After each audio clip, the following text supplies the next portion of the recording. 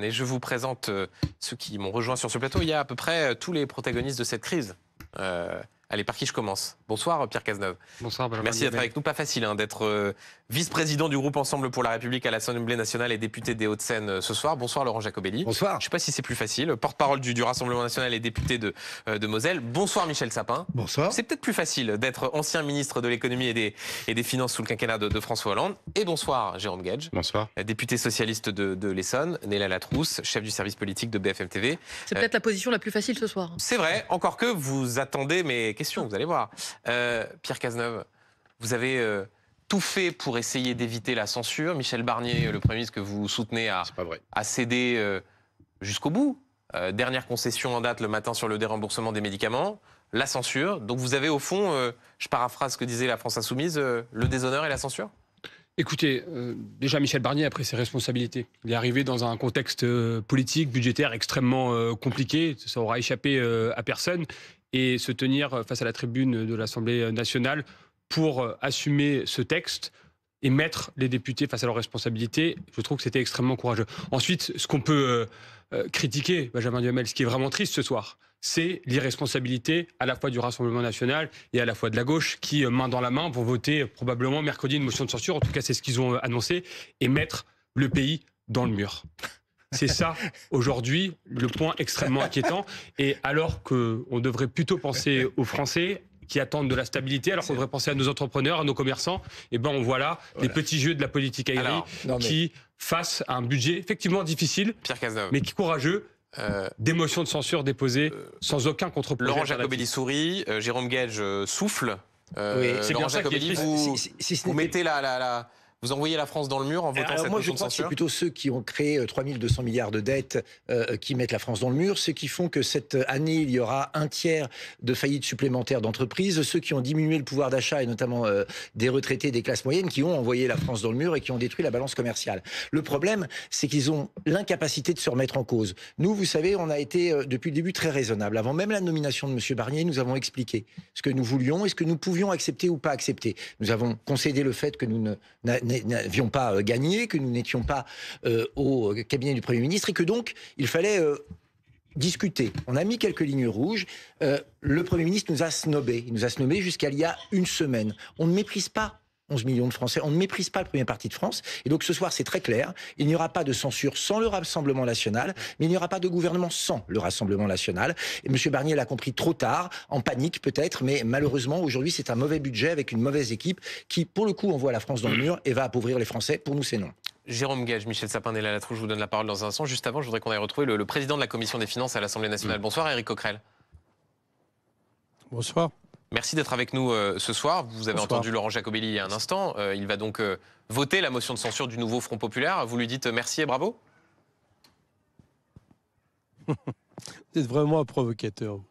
La question n'est pas là. La question, elle est de savoir si ce gouvernement doit être autorisé ou non à continuer sa politique alors qu'il est ultra minoritaire à l'Assemblée. Et pour nous, évidemment, non. Pourquoi? Parce que c'est une politique qui, d'un point de vue budgétaire, emmène le pays à la catastrophe. Non seulement il ne règle rien au niveau des déficits, ce qui soi-disant était l'alpha oméga de M. Macron et de ceux qui l'ont suivi, il attaque effectivement le pouvoir d'achat des Français. Il va aggraver la situation en baissant les dépenses publiques, ce qui aura un effet récessif sur l'économie. Et surtout, en plus, il ne laisse aucune marge possible pour les investissements nécessaires pour le pays. Je pense notamment en matière écologique. Donc, c'est tout faux. C'est la poursuite d'une politique qui, aujourd'hui, a des résultats catastrophiques. Je vous rappelle que, oui d'accord, mais c'est pas notre politique qui entraîne les licenciements par milliers que vous voyez. C'est pas notre politique qui entraîne les difficultés qu'on connaît et qui remontent à peu près de partout. Voilà, donc à partir de là, il faut les censurer pour essayer de passer à autre chose. Mais alors, passer à autre chose, quand on écoute les responsables de la France Insoumise, le premier d'entre eux, Jean-Luc Mélenchon, la seule perspective qui existe pour lui, c'est la démission du président de la République et une élection présidentielle anticipée. Ça veut dire qu'au fond, vous n'attendez même pas d'Emmanuel Macron la nomination d'un nouveau Premier ministre, d'une nouvelle Première ministre. Pour vous, le seul sujet, c'est la censure successive de toute personne qui sera nommée à Matignon avant que Emmanuel Macron décide de quitter l'Élysée? Non, le sujet, c'est de sortir du blocage dans lequel M. Macron a mis le pays. Donc il y a deux solutions à ça. La première, c'est de se rendre compte enfin qu'il faut respecter le vote des Français et de permettre à la coalition arrivée en tête, le Nouveau Populaire, de gouverner le pays et d'appliquer son programme. Et je vous fais remarquer qu'avant le 49-3 qu'on vient de vivre aujourd'hui, nous avions dit que nous étions capables à l'Assemblée d'avoir des majorités concrètes sur les textes que nous présentions. Et on l'a fait, puisqu'on a totalement transformé et le projet de loi de finances de la sécurité sociale, au point même où nous l'avons adopté, je vous le rappelle, et le projet de loi de finances de l'État que nous avons modifié. On a été chercher 56 milliards de recettes supplémentaires, donc on a baissé les déficits, et en ne touchant à aucune taxation concernant les Français ou les entreprises. Donc nous avons réussi à le faire. Quelle a été la réponse du gouvernement? Ça a été de balayer tout ça. Donc soit on nomme un gouvernement NFP qui va appliquer cette politique, on pourrait par exemple reprendre les amendements qui avaient été adoptés, soit effectivement la question c'est la démission de M. Macron. C'est l'un ou l'autre. Soit il accepte un gouvernement NFP, soit il part. Merci Éric Coquerel, président de la commission des finances de l'Assemblée nationale, d'avoir été dans cette édition spéciale sur BFM TV. Jérôme Guedj, est-ce que vous partagez l'avis de votre collègue qui, au fond, pose cette alternative binaire? Soit c'est un gouvernement du Nouveau Front Populaire, soit c'est la démission du président de la République. D'abord, il faut dire que la censure, elle s'impose parce que c'est l'échec de la méthode de Michel Barnier. Moi, je suis le premier à le regretter. Michel Barnier, il arrive, il nous dit « mon budget est perfectible ». Je vais donc chercher à construire des compromis avec tout le monde. Moi, je vous le dis, j'étais responsable du budget de la sécurité sociale pour le groupe socialiste. Je n'ai eu à aucun moment, je le dis bien à aucun moment, qui que ce soit du gouvernement, Premier ministre, conseiller ministériel, ministre concerné, qui ont pris la tâche pour savoir sur quel sujet on peut travailler et on peut discuter. C'est extrêmement problématique. Vous voulez dire quand, par exemple, le Premier ministre a invité les socialistes à venir autour de la table dès la formation de son gouvernement pour discuter un peu des priorités et que Olivier Faure, votre président, votre premier secrétaire... Non, mais attendez, je vous parle du budget de la sécurité. C'est juste pour être bien au clair. Pierre, depuis tout à l'heure, on n'est pas dans une cour de récréation à dire c'est ta faute, c'est toi qui as commencé, c'est l'autre qui a commencé. Là, on parle du pays. Et donc, quand Michel Barnier arrive... on se projette, Jérôme Guedj, sur la suite. Mais d'abord, la sanction immédiate de ce mauvais texte, parce que n'oublions jamais qu'une motion de censure, c'est d'abord pour empêcher que le budget de la Sécu, dans ces conditions, soit adopté, et c'est un mauvais budget de la Sécu. La deuxième chose, la conséquence, c'est la chute du gouvernement. Et moi, les choses sont extrêmement claires. C'est le président de la République, il doit tenir compte du vote du 7 juillet, il y a une préférence qui a été donnée à la gauche. Moi, contrairement à Éric Coquerel, j'assume cette différence, je ne dis pas c'est tout le programme, rien que le programme du NFP, parce que ça, c'est quand on a gagné les élections. Mais on part de la préférence qui a été donnée à la gauche, des préoccupations sur le pouvoir d'achat, le service public, la transition écologique, l'école, le logement. Enfin, on a beaucoup de sujets de préoccupation de nos concitoyens. Et après, on cherche à construire, texte par texte, des coalitions en étant respectueux des uns et des autres. C'est une méthode qui aurait pu être celle portée par Michel Barnier. On nous avait dit c'est le négociateur du Brexit. Il a passé plus de temps à essayer d'amadouer son propre socle commun qui lui tirait dans les pattes, parce que c'est M. Cazeneuve et ses collègues qui ont dit on ne touche pas au bilan d'Emmanuel Macron.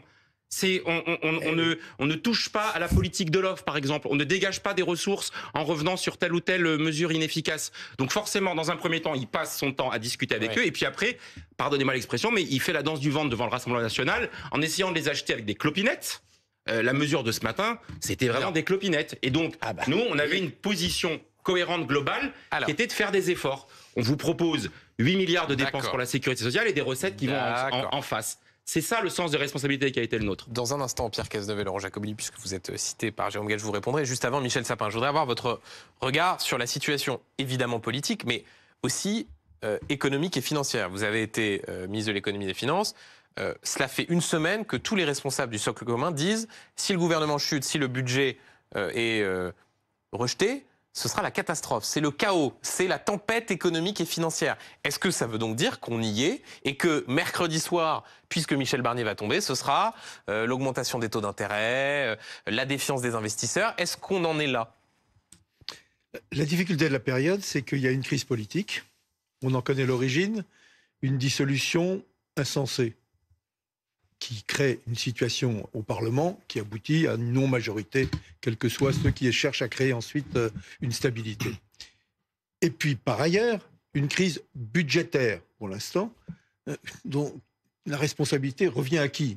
À ceux qui ont tout d'un coup découvert, en l'espace de quelques mois, qu'il y avait 60 milliards de déficit supplémentaires par rapport à ce qui était prévu. C'est le cumul des deux qui crée une vraie difficulté. Il n'y aurait eu que la crise politique, on aurait dit la crise politique, on continue comme avant. Il n'y aurait eu que la crise budgétaire, on aurait dit on essaie de résoudre la crise budgétaire avec les moyens politiques. Mais le cumul des deux crée une situation très particulière. Alors je réponds à votre question. Non, c'est pas l'apocalypse le lendemain matin.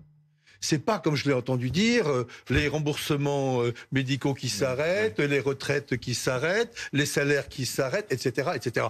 La constitution de la Ve République, plus une certaine habileté ou bon sens des uns et des autres, font que ça va continuer, heureusement. Sauf que, deux choses. Un, le déficit sera le même que le précédent, puisqu'on reprend les mêmes ingrédients. Et ça, c'est une vraie difficulté. Ouais. Si on ne résout pas, ou sur le cas, on n'avance pas dans ce domaine-là, c'est une vraie difficulté. Et deux, il y a la question des taux d'intérêt. C'est pas la crise financière, c'est pas la tempête, c'est les taux d'intérêt. Les taux d'intérêt, les Français diront c'est ce que paye l'État. Non, c'est pas seulement ce que paye l'État, qui est tous les. Vous savez, 300 milliards l'année prochaine, 300 milliards prévus. Allez, je fais ça comme ça à la louche, 1 milliard par jour. Ah oui, la France emprunte 1 milliard par jour. À quel taux d'intérêt? Si vous faites monter d'un point ce taux d'intérêt, ce qui est déjà le cas. Oui, ce qui est déjà le cas, ce sont des centaines de millions dans un premier temps, des milliards que vous ne voyez pas. Et donc, il ne faut pas croire que c'est rien, parce que c'est sur ce socle-là que les taux d'intérêt pour les entreprises se créent, donc c'est un problème pour l'investissement, et les taux d'intérêt pour acheter des logements se créent. Donc oui, là, il y a une vraie difficulté, mais ce n'est pas l'apocalypse, ça laisse le temps. Ça laisse le temps d'essayer de trouver des solutions d'ici à la fin de l'année ou au début de l'année prochaine. On va d'ailleurs, pour étayer ce que vous dites, Michel Sapin, regardez cette courbe du CAC 40, place de la Bourse de Paris, au moment où le 49.3 est déclenché, ben voilà. On voit la chute effectivement assez nette. Laurent Jacobelli, ça vous assumez la responsabilité de ce qui va advenir avec cette chute du gouvernement Barnier mercredi et toutes les conséquences qui sont évoquées par Michel Sapin? L'incertitude n'est jamais très bonne, évidemment, pour les cours de bourse. Mais vous savez, dès qu'on aura un nouveau Premier ministre, le cours remontera. C'est comme ça, c'est classique, on l'a vécu il y a quelques mois. Mais bien sûr, c'est très volatile. Simplement, pour avoir un peu de stabilité politique, il aurait fallu avoir une majorité. Il y avait une seule solution pour avoir une majorité et un seul parti capable de l'avoir. C'était le Rassemblement national. Et entre les deux tours, M. Attal a appelé à voter pour la France insoumise pour éviter que le Rassemblement national gagne. Vous n'avez pas gagné les législatives, Laurent Jacobelli. Justement, je vous explique pourquoi. Oui. Et donc, on s'est retrouvé avec un gouvernement ultra minoritaire, dirigé par un membre du parti qui est arrivé 4e avec 47 députés. Donc, il y avait deux possibilités. Soit il s'entêtait à dire « nous avons raison, les autres suivront », soit il négociait point par point avec, notamment, le premier parti de France. Il ne l'a pas fait, M. Barnier. Il ne l'a pas fait. Pourquoi? Parce qu'il était tenu reine courte par les macronistes, qui ont été les premiers à lui lancer des couteaux dans le dos. Le pire ennemi du Premier ministre à l'Assemblée nationale, c'est Gabriel Attal et son équipe. Ça a été les plus durs. Ouais. Ils ont refusé des amendements, ils en ont déposé qu'elle est contre la politique du gouvernement. Et c'est eux qui, aujourd'hui, ont dit au Premier ministre de ne pas accepter rentrer dans les lignes que nous avions demandées. C'est vous qui décidez de voter la censure, c'est pas Gabriel Attal et Dession. Une fois encore, le problème de M. Barnier, c'est qu'il a fait du macronisme, donc plus d'impôts, plus de dettes et moins de pouvoir d'achat. Et donc c'était pas tenable. C'est pas faux que vous lui avez pas facilité la tâche. Vous avez passé, d'ailleurs sur ces plateaux on en a reçu beaucoup, il y avait tonnes de députés qui venaient en disant c'est un mauvais budget. Les augmentations d'impôts, on alourdit le coût du travail, et là maintenant vous venez déplorer le fait qu'il ait été rejeté. Moi, j'ai jamais dit que c'était un mauvais budget. La preuve, je l'ai voté. Peut-être pas vous, mais enfin. J'ai toujours été extrêmement clair. Après, Mathieu Lefebvre, encore hier sur cette antenne, il disait il vaut mieux un mauvais budget que pas de budget du tout. Après, on a connu mieux comme argument pour convaincre des gens de ne pas rejeter un budget. Non, mais vous pouvez écouter la tambouille du Rassemblement national qui essaye de faire porter le chapeau à quelqu'un d'autre. Monsieur Jacobelli, vous avez décidé de voter une motion de censure avec la France insoumise mercredi. Non, contre vous allez vous, faire pas avec la France chuter insoumise. Un gouvernement. Oui. Vous allez entraîner des milliers de Français dans l'impasse. C'est faux. Les taux d'intérêt ont déjà augmenté de 1 point aujourd'hui. C'est totalement faux. Et votre irresponsabilité, parce que vous n'avez aucun projet alternatif. Pas de leçon de responsabilité de votre part. Monsieur Jacobelli, vu comment vous avez géré le pays depuis 7 ans, s'il vous plaît. S'il vous plaît, restez humble. Vous savez, c'est ce qui vous manque, l'humilité. Je suis extrêmement à vous personnellement, probablement ce soir, mais à votre parti. Monsieur Jacobelli, c'est insupportable. Acceptez vos responsabilités, mais c'est pas grave. Acceptez, vous allez voter une motion de censure. Mais c'est bien ça qui est triste, parce que vous, ça vous fait rire. Moi, je pense aux millions de Français qui vont se retrouver avec des taux d'intérêt. Un exemple. C'est très rapide. Un exemple. Grâce à ça, c'est l'ancien budget qui va s'appliquer et donc les retraites seront réindexées à partir du 1er janvier. Mais Monsieur Jacobelli, donnez des leçons de retraite. Ça fera des millions de Français. Laissez-moi une réponse. Très rapidement. Donnez une leçon sur les retraites alors que vous avez voté ou tenté de voter l'abrogation de la réforme à 62 ans qui va vous mettre en péril l'ensemble des pensionnés, c'est une vaste blague. Ils ont négocié depuis des semaines ensemble et le résultat est là. Malheureusement d'ailleurs. Je vais vous dire, le communiqué ce matin de Michel Barnier m'a fait mal de le voir à ce point dire « Ah bah j'ai appelé Marine Le Pen au téléphone et donc je fais une proposition », alors que dans le même temps, il a refusé de faire vivre ce qui vous a posé problème, en effet, et que moi je revendique, le Front républicain. Voilà, le Front républicain aurait dû être aux responsabilités aujourd'hui. Il aurait dû être aux responsabilités à partir d'une préférence donnée à la gauche et avec tous ceux qui veulent considérer que l'intérêt général n'est pas la somme des intérêts particuliers.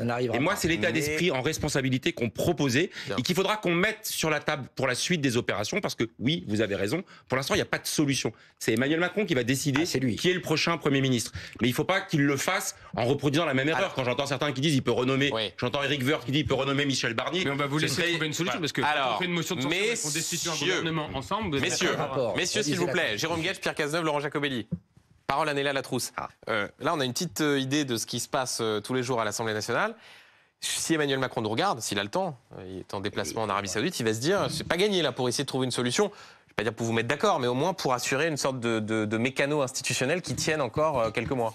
Oui, effectivement. Bon courage. Pendant cet été, lorsque le gouvernement de Gabriel Attal était réputé démissionnaire, il a fallu aller 70 jours, je crois, pour compléter la composition du gouvernement, c'est-à-dire parvenir à un nom, Michel Barnier, enfin écarter d'abord la proposition faite par la gauche, Lucie Castet, parvenir à un nom, Michel Barnier, non censuré par Marine Le Pen, puisque effectivement il avait pu tester plusieurs hypothèses auprès de la présidente du groupe Rassemblement National, et puis il avait fallu trouver des ministres prêts à monter à bord de ce gouvernement dont on disait, souvenez-vous, à l'époque, on se demandait déjà est-ce qu'il passerait Noël. Bon, bah, vraisemblablement non. Passera peut-être même pas la Saint-Nicolas. Et effectivement, c'est le 6, il me semble, le 6 décembre. Et donc, effectivement, j'ai du mal à voir quelle est l'hypothèse, quelle est la carte qu'a en main Emmanuel Macron. Ses proches disaient un gouvernement technique, ça peut le faire. C'est peut-être ce qu'il faut, hein, un gouvernement technique pour aller jusqu'à la dissolution. Mais à la rigueur, au-delà même de la personne, la question c'est qui peut nommer Michel Barnier pour parvenir à cette mission impossible, faire voter un budget. Dernier mot avec vous, Michel Sapin. Est-ce qu'on est en pleine crise de régime ? Est-ce qu'au fond, on vit, peut-être un petit peu tôt pour le dire, mais les soubresauts d'une 5e République qui, en l'état, est bloquée. Voilà, tripartition de la vie politique, incapacité à trouver des majorités, risque d'avoir des gouvernements qui vont chuter les uns après les autres et responsabilité qui est à l'Élysée. Mais elle n'est pas bloquée parce que c'est tombé du ciel comme cela. Elle est bloquée parce que des décisions ont été prises qui l'ont bloquée. Tout particulièrement, évidemment, la décision de dissolution, puis ensuite la décision de ne pas prendre la force principale, je ne dis pas du tout la force majoritaire, mais la force principale pour essayer de négocier, de discuter de manière responsable avec les uns et les autres, un socle qui permettrait d'agir. Moi, je partage complètement l'idée suivant laquelle c'est pas tout mon programme, tout mon programme. On dit ça quand on est majoritaire. Quand on n'est pas majoritaire, on discute. On discute et on essaye de trouver un socle pendant au moins une année. La France a besoin d'être gouvernée. Ce n'est pas une crise de régime. Enfin, c'est une sacrée responsabilité pour le président de la République qui a mis la France dans cet état.